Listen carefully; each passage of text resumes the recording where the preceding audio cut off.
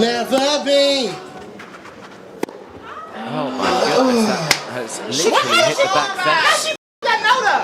Every time! Hey y'all, it's me, Christian, and I know it's been a minute since I last made a video.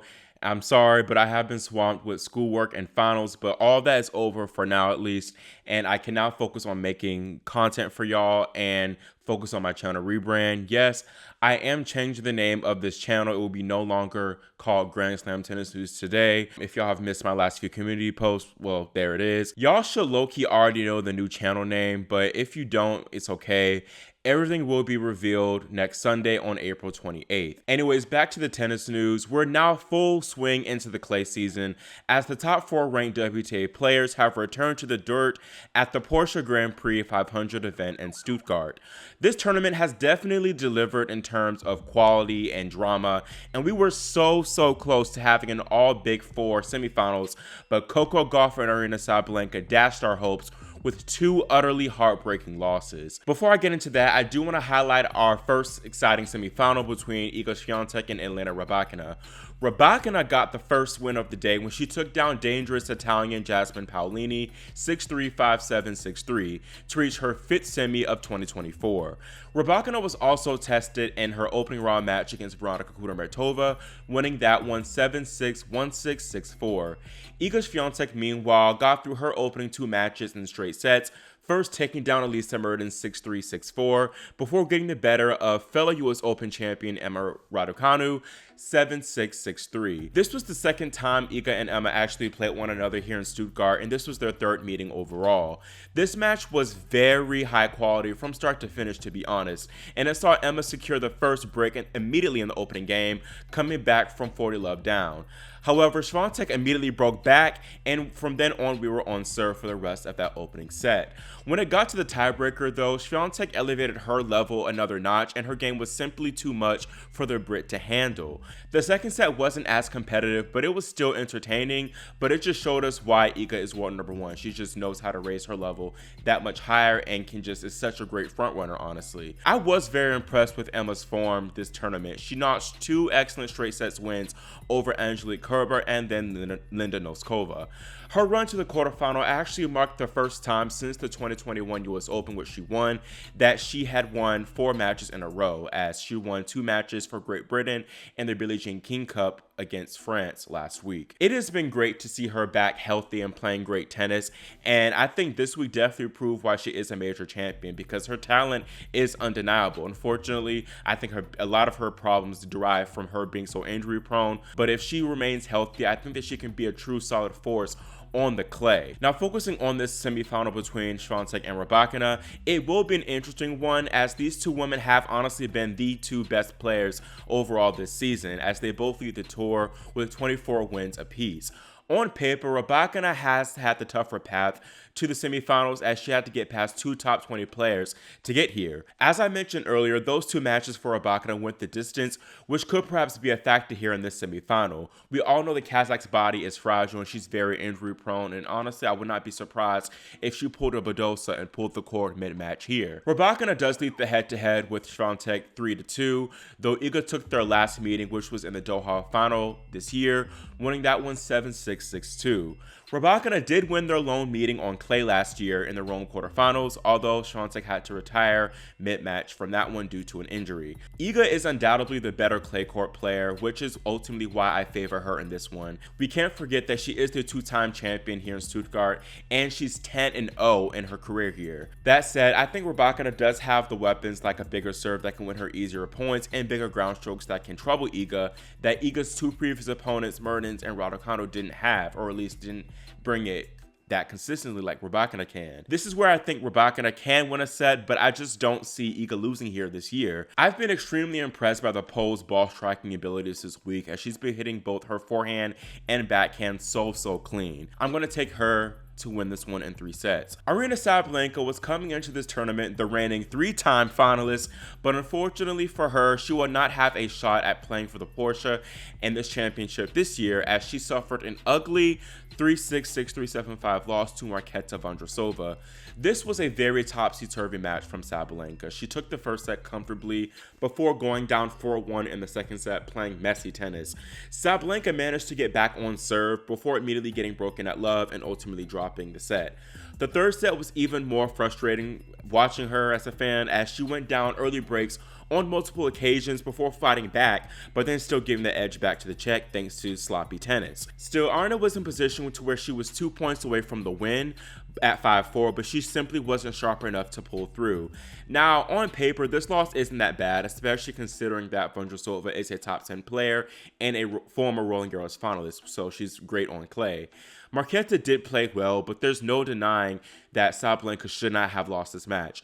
Those 9 double faults really did her in, and she is still overplaying when there's no need to do so from the ground. We've seen that from her in her other three previous losses this season against Vekic, Navarro, and Kalinina in Miami. Sabalenka, she shows signs of playing really good tennis, but then overall though, her base level has not been that solid. She's been 4-4 since winning the Australian Open, and of course we can't forget the death of her ex-boyfriend Konstantin Koltsov. That situation could definitely still be on her mind and at play, but she and her team, I think, definitely need to go back to the drawing board and reconsider her strategy out there. In Melbourne, she was so smart and calculated with her tennis. She showed much more variety there and did well to come to the net whenever she had her opponents hurt.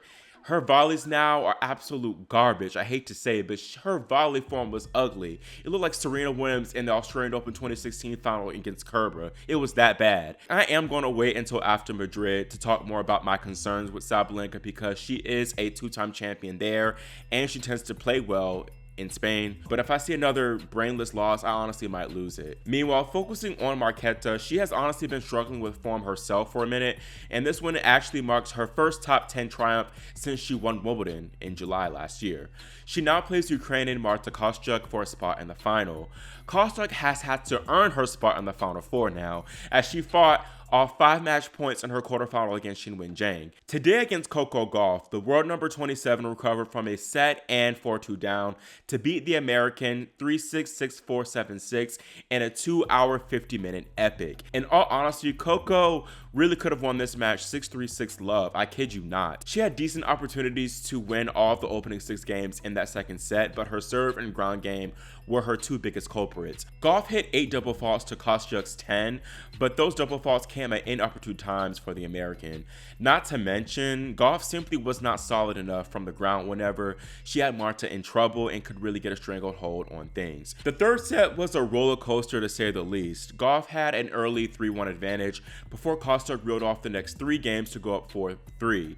At 4-all, Gauff missed 3 opportunities to break and serve for the match, and then in that 4-5 game, Gauff fended off 3 match points with some clutch play to keep herself alive. Gauff then broke Kostyuk the following game to serve for the match, and I thought this would be it, especially with Coco being 2 points away from the win. But Marta came up with some incredible shots to dig herself out of trouble and send us to a tiebreak. I have to give credit to my cousin Coco though. Even though she lost, she exhibited her primal fighting abilities in this match, because in this tiebreak, she saved 4 additional match points for a total of 7 match points saved when she was down 6-2. Kostyuk was ultimately too strong though, and on her 8th attempt, she got the job done. 8-6 in the tiebreak. Now, I do have to give credit to Kostyuk for fighting hard after being down so many deficits in this match. Her and Coco are honestly 2 of the biggest competitors on tour, which is why we have so many great affairs whenever these 2 play. And I think this match is probably, right now at least, is top 10 match of the year. It was that good in terms of drama and quality of play from the ground at times. Of course, as I said, I am proud of Coco, but I do not know why, honestly, she continues to play this event here in Stuttgart. Charleston is right there in her backyard, and I think those clay courts will suit her better, not to mention the home crowd will be a big factor there in helping her. Maybe is she bound by contract to this tournament? Like, I don't think she's sponsored by Porsche, so I don't understand. Perhaps having that early round bye as being a top 4 seed enticed her to come and play, but I think the team needs to reconsider the strategy here, because I don't think this tournament really suits her game at all, and it doesn't set her up for success for the remainder of the clay season. But that's just my opinion. The forehand, of course, is still a glaring weakness for Coco, even on the clay, where Gauff has more time. Oftentimes, the form broke down whenever she does try to accelerate more on that wing. It's just the form. It's just something mechanically a little bit off with it. I know we say the grip, but mechanically, she still does that chicken wing stuff whenever she does try to accelerate faster through that shot. The backhand was solid, of course, but I think Gauff could have done a better job at mixing up that shot in terms of the pace and height, rather than going flat all the time with it. Kostyuk enjoyed pace, so she wasn't as hurt from that wing whenever Coco hit backhands. Now, regarding the serve, Marketa, who commentated for this match for the Tennis Channel, made a great point in saying that oftentimes Coco kind of moves her head whenever she makes contact with the serve, which could definitely throw off her rhythm there. All in all, this was not a terrible loss for Coco. It was just very disappointing as she was so close to winning it. I will be interested to see how she performs in Madrid, as that's another place where she doesn't typically perform her best. Now, there is another women's indoor clay tournament going on right now, actually, and it is the new 250 event in Rouen, France. Naomi Osaka played this event. Of course, unfortunately, she lost early in round 1 to Martina Trevisan, but thankfully, Sloane Stephens is still alive. Give it up for Sloane Stephens, y'all. She's still alive. She will face Caroline Garcia for a spot in the finals, while Angelina Kalinina and Magna Linette do battle in that other semifinal. On the men's side in Barcelona, Rafael Nadal made his long-awaited return to the clay a few days ago, although he lost to world number 11 Alex de Minaur in round 2. De Minaur then fell to Frenchman Arthur Fils, who Fils then fell today to Serbia's Dusan Lajovic in 3 sets. Lajovic now takes on reigning Monte Carlo champion Stefanos Tsitsipas, who saved 2 match points against Facundo Diaz Acosta to earn a dramatic 4-6, 6-3, 7-6 win. Meanwhile, the other semifinal is between 3rd seed Casper Ruud and 13th seed Thomas van Etcheverry.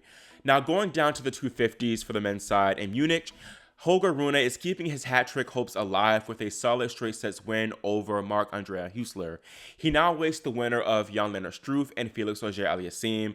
That match was actually suspended due to snow. Meanwhile, Taylor Fritz is into the semifinals after a hard-fought win over Jack Draper, and he now meets Chilean Christian Garin. Garin ousted home country favorite and top seed Alex Zverev in straight sets, thankfully. Meanwhile, at the Bucharest 250, we have a few Kayas in the mix, with Martin Fucsovics, Alejandro Tabilo, and Gregoire Beret in the semifinals. Top seed Francisco Cerundolo still has yet to play his quarterfinal against compatriot Mariano Navone. That's all I have for y'all today, and let me know in the comments who y'all think will advance to the finals in Stuttgart. Also, should we be a bit more concerned for Sabalenka and even Gauff right now? Anyways, make sure y'all subscribe too and click the notification bell so you're notified whenever I post new content like this. Thank y'all so much for watching, and I'll see y'all next time on, I can't reveal the name, but see y'all next time. Bye.